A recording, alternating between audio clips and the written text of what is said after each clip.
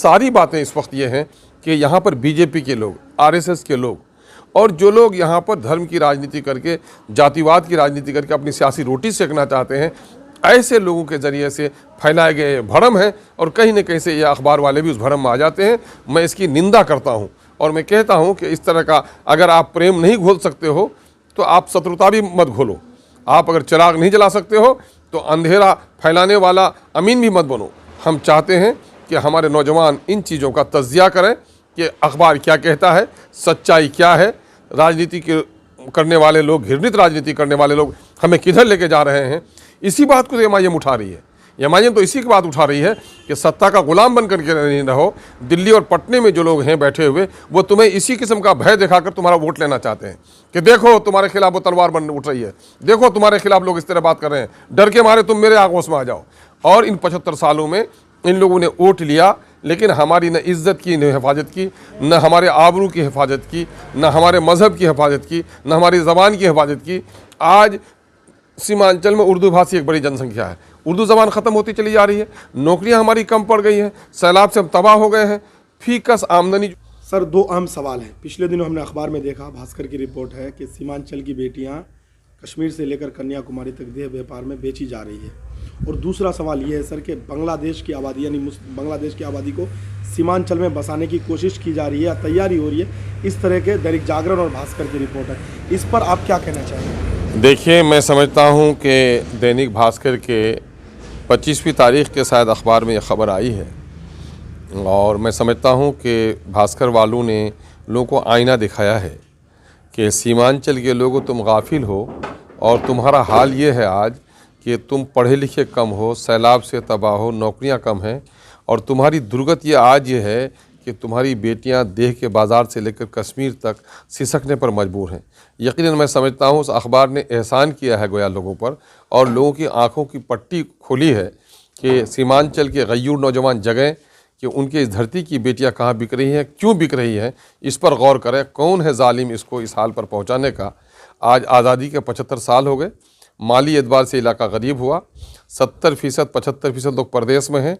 परदेश में बाप है, बच्चे बिगड़ रहे हैं, वो बेचारे खून और पसीना करके रोटी कपड़ा मकान की तैयारी कर रहे हैं और बाप के बग़ैर और जहेज की लालच की वजह से बेटियों की शादी नहीं हो पा रही है। अनपढ़ होने के नतीजे में मोबाइल के फितनों से माएँ बच्चों को नहीं बचा पा रही हैं और समाज की पकड़ ढीली होने के नतीजे में समाज में कोई अखलाकी तरबियत नहीं है, जिसके नतीजे में इस इलाके की दर्जनों सैकड़ों बल्कि हज़ारों की तादाद में बेटियां बाहर गई हैं। इस हकीकत से कोई इनकार नहीं कर सकता। आदमी गरीब होता है, ज़िल्लत होती है, ज़मीन बेचता है, मकान बेचता है, बाप की बनाई हुई मकान की ईंट बेच कर रोटी खाता है। बादशाह जलील हो जाए तो तख्त ताज बेच लेता है, लेकिन अपनी बेटी का सौदा नहीं करता। और अफसोस कि सीमांचल के इस इलाके से बेटियों का जो सौदा हुआ है, चाहे वो मुस्लिम हो गैर मुस्लिम हो, सारे लोगों की बेटियां हैं। ये हमारे लिए अफसोस की बात है। हुकूमत बिहार को तवज्जो देनी चाहिए। यहाँ के जो मजहबी और अखलाकी मुरब्बी हैं हमारे, उनको उठना चाहिए। यहाँ के सोशल और पॉलिटिकल एक्टिविस्ट को उठना चाहिए कि सीमांचल की ये बदनसीबी और ये बदनुमा दाग, ये शर्मनाक, ये अफसोसनाक और ये अलमनाक तस्वीर है सीमांचल की, इस पर हमें गौर व फिक्र करना चाहिए। कई मरहलों पे काम करने की ज़रूरत है। बेटियों की तालीम अच्छी हो, शादी ब्याह में आसानी हो, पर्दे का महरम का लिहाज किया जाए, बेटियां बिगड़ क्यों रही हैं उन रास्तों को तलाश करके उनको रास्तों को मजदूद किया जाए। सरकारी जो प्रोग्राम है, पॉलिसी है, उनको नाफिज किया जाए, लोगों की माली हालत अच्छी बनाई जाए। बहुत सारे काम करने की ज़रूरत है। हम इस पर अफसोस का इजहार करते हैं और अपने तमाम तर लोगों और आपके भी हम शुक्रगुजार हैं कि आपने इस अहम मुद्दे को उठाया है।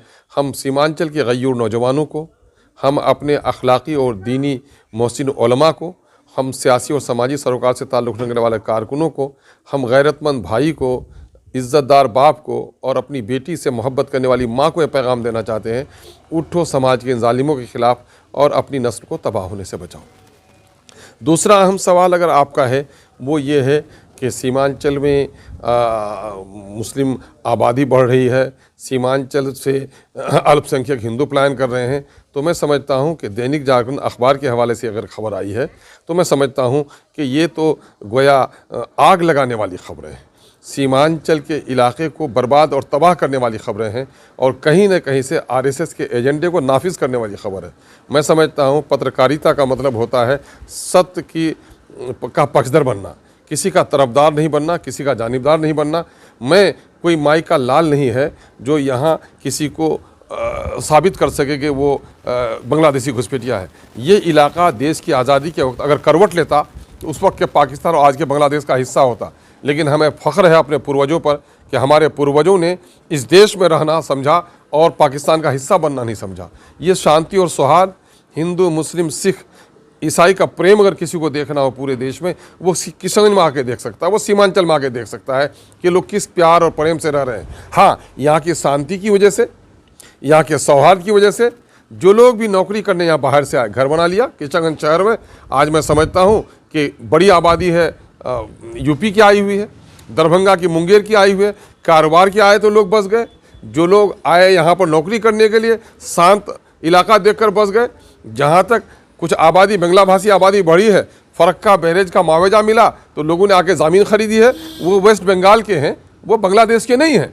लेकिन हमारे कुछ गलत लोग हैं जो बांग्ला भाषी को और जो आए हैं कटिहार के इलाके से। अगर अभी खबर भी आई है, ख़ास करके उसी में एक टेबल बना हुआ है दिघलमाग का, कि दिघलमाग में सन 1951 में कितनी आबादी थी, 2011 में कितनी आबादी हुई है। मैं समझता हूँ कि इन लोगों को सही यहाँ का जोग्राफिया, यहाँ की डेमोग्राफी का इल्म नहीं है।